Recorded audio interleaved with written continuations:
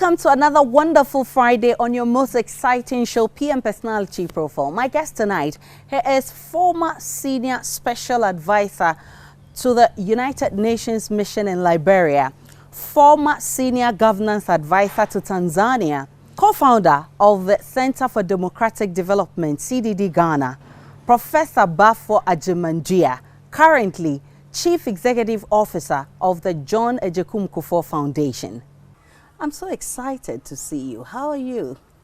I'm pretty good, and thanks a lot for coming to my home today. How have you been?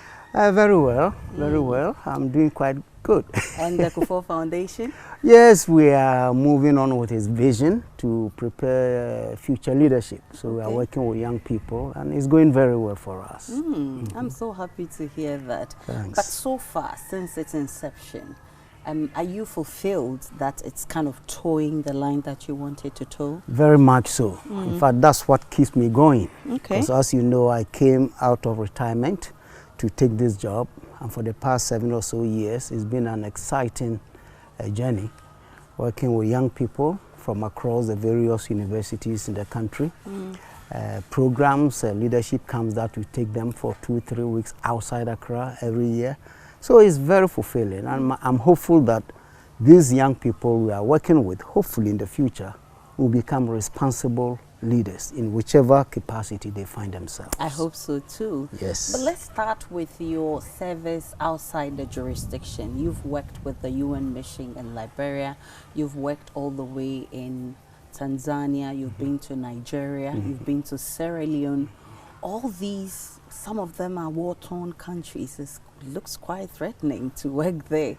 How has the journey been so far, and what would you say are the takeaways?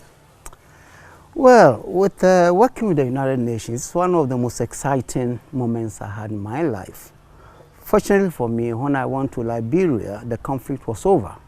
So I went at a time when they had an elected government in place, with President Leif Johnson as president. And so my work was, in that respect, non-threatening. Okay. I worked very closely with the governance institutions of the country.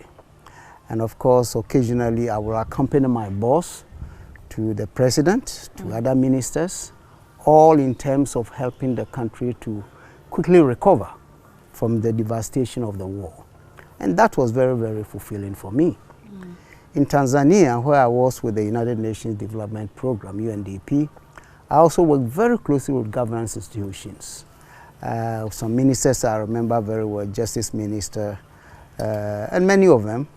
The commission, their anti-corruption commission, I worked very closely with them, helping them to develop their anti-corruption strategic plan, and many others. So these were, for me, rare moments in my life to have that kind of unique opportunity to relate to people who otherwise I can never get close to. So those were wonderful moments. In the other countries, I went mostly as election observer for the Commonwealth, as well as for the NDI, the National Democratic Institute of Washington, D.C. And that took me to Zimbabwe, Cameroon, Sierra Leone, Nigeria, to assist with organizing civil society groups to support elections, as we do in Ghana. So I think it's the rich experience I got from CDD that really sent me on this kind of African mission. And it's been a wonderful experiences that I've had. What were the lessons for you as far as African elections are concerned?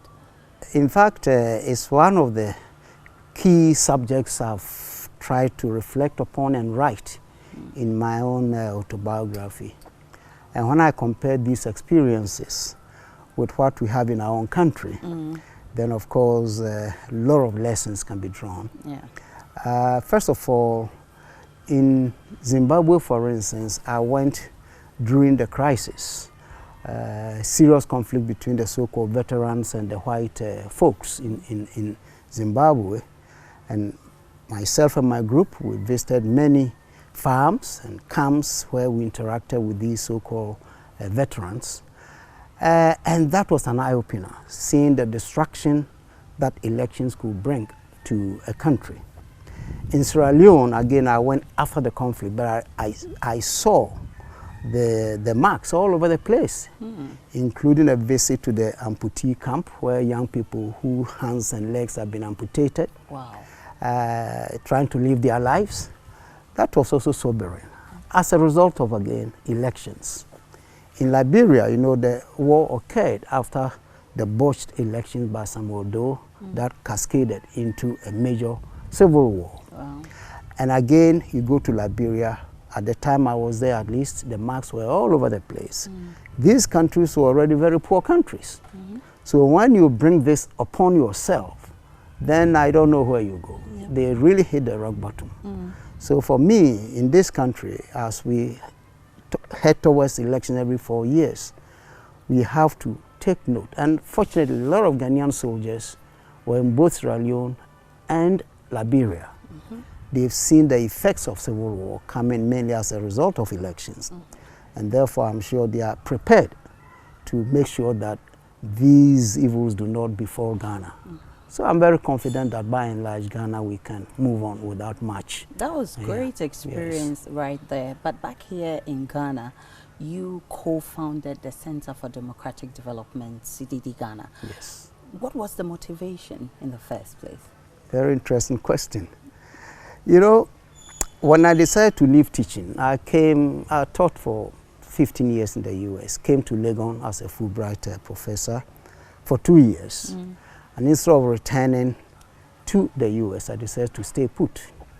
And I picked a job with the IEA, the Institute of Economic Affairs. That's where I really cut my teeth for civil society work in Ghana. Okay. And 2 years later, my good friend and brother and colleague, Jimabodi, and I decided to form the CDD. It was directly in response to the new democracy that we have gotten and the concerns that if civil society was not strengthened, better organized to support the new opening, we may suffer a relapse. So founding the CDD was our way of providing the needed support, advocacy, what have you, to ensure that we do not have a fallback on this. And as you know, our main vision had been to promote democratic governance and good governance. And I think by and large we've done very well. And I should say that the time we founded the CDD, the late President Rawlings was in power. And as we headed towards the real transition, when Rawlings had to leave, there were all kinds of very interesting suspicions and you know, so our work was both public and private. Okay. The private side was to find a way to get the key stakeholders to relate in such a way that there will be no open conflict. And that was the private side. The open side, public side, was the many seminars and workshops that we organized for Parliament at the time. Justice Annan was the speaker. We worked very, very closely with him. Even the current speaker, Alvin Bagbin, may recall that he used to be with us at our seminars and all that. So we work with all these guys to help to consolidate the democracy that we have found. And again, we look back and we can be happy, even though, as we speak, there are still serious challenges that we need to overcome. That's why I'm going to ask you, what's your general impression about governance in Africa and, for that matter, Ghana? Are we practicing good governance? Largely no, for all kinds of reasons. And for me, the primary reason has been our inability to understand democracy and make it fit our culture and our tradition and our history. You see, democracy has two sides of the same coin. One side relates to what you call the principal democracy, which is the values that are universal. Freedom, liberties are not reserved for white people or black people or Asians. It's universal, irrespective of where you come from. So if you study democracy, you know that there are certain values that seek to enhance human progress. Yeah. The other side of democracy is the institutions that a country creates to actualize those principles. And those institutions, if you take in the Western notion, is a division of power among the three pillars, the legislature, the executive, and the judiciary. Then beyond that, all kinds of institutions that nations, democratic states must institute in order to ensure that the values that I mentioned earlier are properly spread around. Okay?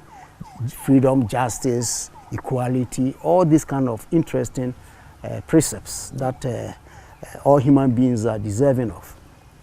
I think the biggest challenge we have in Ghana and Africa generally, that it seems to me we have copied democracy blindly. We are just quick to adopt the structures and the institutions of Western democratic nations without due regard for our histories, our culture, and our tradition. And these days, the best example I make is that if you consider the fact that in Ghana, land belongs to traditional rulers and families, not the state. Yeah. In Tanzania, where I work, President Nyerere succeeded in taking over land for the state. So if you want a piece of plot in Tanzania, it's easy to go to the office and no claims, no chief coming your way. But we don't have that. So if that is the case, and you know land, if you do economics 101, factors of production, land is one, okay?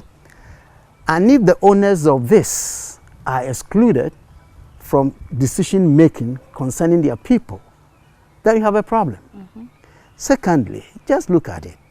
It seems to me that Ghanaians generally are more loyal to their traditional rulers than elected politicians. Yeah. And you see this openly when you go to festivals and other occasions. You see how people venerate their chiefs and queens. It's not the same.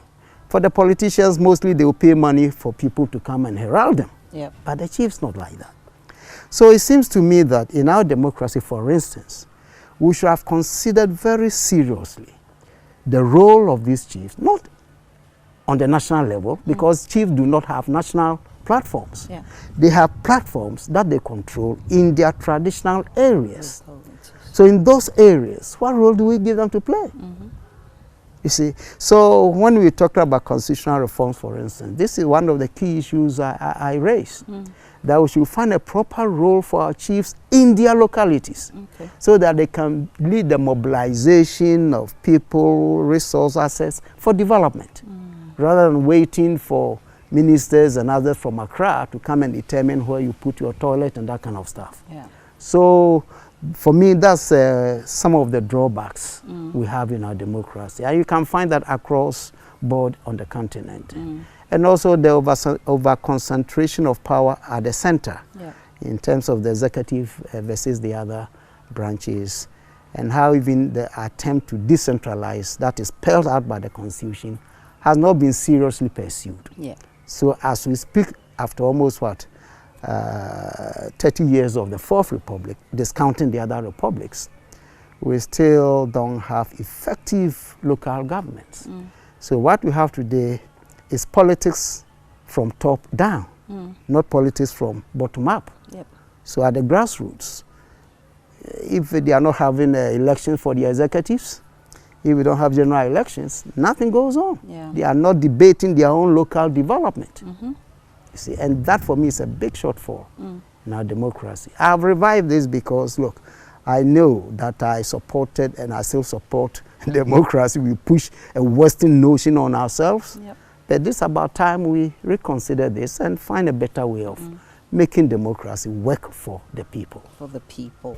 Professor Baffour Agyemang Duah, he's my guest on PM Personality Profile. He has a mind-blowing childhood experience. He witnessed what he calls the painful birth of the country called Ghana. When I return from this break, he'll be telling us all about that, plus share his experiences of walking 8 kilometers to Mansing and another 3.5 kilometers to his father's cocoa farm. Stay with me, I'm coming right back.